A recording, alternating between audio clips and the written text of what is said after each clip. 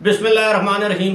السلام علیکم، ابرار رشید آپ کی خدمت میں حاضر، اور آج میں آپ سے یہ درخواست نہیں کروں گا کہ آپ چینل کو سبسکرائب کریں، لائک کریں، شیئر کریں، بیل آئیکن دبائیں۔ میں آپ سے ایک ایسی درخواست کروں گا جو یقیناً آپ کے لیے بہتر ہوگی، آپ کے گھر والوں کے لیے بہتر ہوگی۔ آج آپ نے دیکھا ہے کہ بڑے عرصے کے بعد آج میں نے سویٹر جیکٹ نہیں پہن رکھی۔ باہر زبردست قسم کی بہار کا موسم ہے اور ہر طرف پھول کھل رہے ہیں، خوبانیوں کے، مختلف پھلوں کے۔ آج میں نے تھوڑی سی پلانٹیشن کی ہے، آپ یہ کہہ لیں پلانٹیشن نہیں کی، کچن گارڈننگ کی ہے۔ یعنی آج میں نے خود اپنے ہاتھوں سے کیاریاں بنائیں، گملوں میں اور کیاریوں میں میں نے ہری مرچوں کے جو بیج ہوتے ہیں وہ بوئے۔ اس کے ساتھ میں نے مختلف اچھی قسم کے ٹماٹر جو ہیں وہ میں نے اس کے بیج لگائے، کیونکہ یہ بہترین موسم ہے۔ اور اس کے علاوہ کچھ دو تین اور چھوٹی چھوٹی جو ہوتی ہے نا گھروں میں سبزیاں جو ہوتی ہیں، جیسے جس کو فرش بین کہتے ہیں یا فرینچ بینز کہتے ہیں، وہ جو پھلیاں ہوتی ہیں وہ، اسی طرح کدو، یہ چیزیں۔ ساتھ ہی ساتھ میں نے آج اپنے گھر میں ایووکاڈو کا ایک پودا لگایا۔ کافی قیمتی ہوتے ہیں یہ پودے، لیکن یہ اس کا پھل بڑا زبردست، نایاب اور صحت کے لیے اچھا ہوتا ہے۔ یہ باتیں آپ کے ساتھ شیئر کرنے کا مطلب کیا ہے کہ آپ یقین کیجئے کہ آپ اپنے چھوٹا سا بھی اگر آپ کا گھر ہو، اس کی بالکنی پر، اس کے برآمدے میں، اس چھوٹی چھوٹی یہ جو پلاسٹک کی گھروں میں جو بوتلیں ہوتی ہیں اس کو استعمال کر سکتے ہیں، گملے لے سکتے ہیں، کوئی استعمال شدہ جس طرح پانی کی بوتلیں ہوتی ہیں اس میں آپ مٹی ڈال کر، یہ آپ یقین کیجئے کہ اگر 100 روپے کا اگر آپ ٹماٹر کا بیج لے کر آتے ہیں اور وہ سارا بیج اگر آپ اس کو استعمال میں کر کے بو دیتے ہیں، تو آپ یقین کیجئے کہ اس سے آپ کم از کم مارکیٹ ویلیو کے حساب سے آپ ایک سال میں مبالغے کی بات نہیں کر رہا، آپ 5 سے 8 ہزار روپے مالیت کے ٹماٹر حاصل کر سکتے ہیں، اور گھر میں آرگینک، صاف ستھرے، کیمیکل سے پاک۔ اسی طرح ہری مرچیں ہیں، اسی طرح پودینہ ہے، جو مرضی آپ۔ یہ میں نے کہا آپ سے یہ بات شیئر کر لوں اپنے اصل سیاسی ٹاپک پر آنے سے پہلے۔ اور اس سے ایک اور چیز ہے کہ آپ کے اندر ایک پازیٹیو فیلنگ آتی ہے، پازیٹیوٹی، آپ نیچر کے قریب اپنے آپ کو فیل کرتے ہیں، ایک عجیب سی طمانینت اور خوشی ہوتی ہے۔ جناب، بات یہ ہے کہ پرویز الہی، چودھری پرویز الہی کی لاٹری لگ گئی ہے، اور ایک طویل عرصے کے بعد انہوں نے جو جسے کہتے ہیں تپسیا، ایک محنت انہوں نے کی تھی، اس محنت کا ثمر یا پھل ان کو کچھ تو مل چکا ہے، کچھ آنے والے دنوں میں ان کو مل جائے گا۔ اب آپ سوچ رہے ہوں گے کہ پرویز الہی تو بڑی مشکل میں ہے اور لاٹری کیسے لگ گئی؟ مشکلیں اپنی جگہ، سیاست میں یہ اتار چڑھاؤ، اونچ نیچ، جیل، یہ ساری چیزیں لگی رہتی ہیں۔ اور ویسے چودھری برادران کا جو ماضی ہے وہ ہمیں یہ بتاتا ہے کہ یہ جیل شیل اتنا زیادہ انہوں نے نہیں، کیونکہ اس کی وجہ یہ کہ یہ زیادہ تر اسٹیبلشمنٹ کے لے پالک ہی رہے ہیں، تو لہذا جیل ان کے مقدر میں کم ہی رہی ہے۔ جیل اس بندے کے حصے میں آتی ہے جو اسٹیبلشمنٹ کو آنکھیں دکھائے، للکارے۔ چودھریوں میں وہ دم خم نہیں ہے، وہ ہمیشہ they are always on the right side of the time, جو بھی وقت ہو اس پہ وہ ہمیشہ درست فیصلہ کرتے ہیں۔ وقتی طور پر لوگ سمجھتے ہیں ان کا فیصلہ درست نہیں ہے، لیکن فیصلے ان کے اچھے ہوتے ہیں۔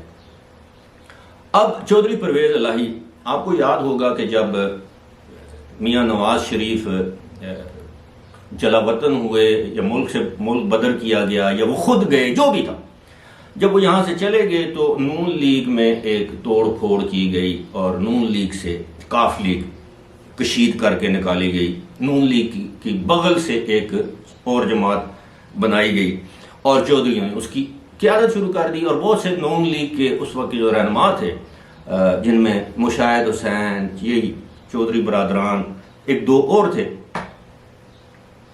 ریاض پیرزادہ، پتہ نہیں اور بھی بہت سے، وہ پھر بالآخر کاف لیگ میں چلے گئے۔ کاف لیگ جو ہے اس کو پھر آبیاری کرتے پھر آخر ہر چیز کا ایک وقت ہوتا ہے۔ جس طرح کہ میں پودوں کی بات کر رہا تھا، پودے بیج ہوتے ہیں، پھر وہ کومپل ہوتی ہے، پھر وہ بڑے ہوتے ہیں، پھر جوان ہوتے ہیں، پھل دیتے ہیں، اس کے بعد ان کی عمر ختم ہو جاتی ہے۔ یہی صورتحال ایسے یعنی فوج کی نرسری میں لگائے گئے پودوں کا بھی یہی حال ہوتا ہے. تو چودھریوں نے بالآخر کیا کیا کہ جناب اپنی پارٹی اب وہ چودھری شجاعت گروپ پرویز الہی شامل ہو گئے پاکستان تحریک انصاف میں. گزشتہ روز پاکستان تحریک انصاف نے چودھری پرویز الہی کی مرکزی صدر یعنی صدارت کا نوٹیفیکیشن جاری کر دیا. اب نوٹیفیکیشن کس نے جاری کیا یا کس نے پڑھ کے سنایا؟ فواد چودھری نے. فواد چودھری کون ہے؟ فواد چودھری وہ ہیں جن کے بارے میں چودھری پرویز الہی نے جب وہ گرفتار ہوئے تو کسی سے وہ جب بات کر رہے تھے تو ماں بہن کی گالی دے کے کہہ رہے تھے کہ وہ موٹا پہلے گرفتار ہو جاتا تو حکومتیں ہی نہیں سی جانیاں، مطلب یعنی اسمبلیاں ہی نہ ٹوٹتی. مطلب ماں اور بہن کی گالی دے کر چودھری پرویز الہی فواد چودھری کو مخاطب کر رہے ہیں اور موٹا کہہ رہے ہیں. ٹھیک ہے. اب فواد چودھری اناؤنس کر رہے ہیں ان کی صدارت کا.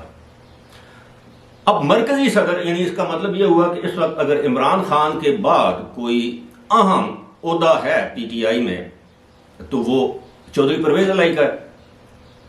اور Shah Mahmood Qureshi senior vice chairman, Asad Umar secretary general, Fawad Chaudhry نائب صدر، تمام جو لوگ ہیں وہ کدھر گئے؟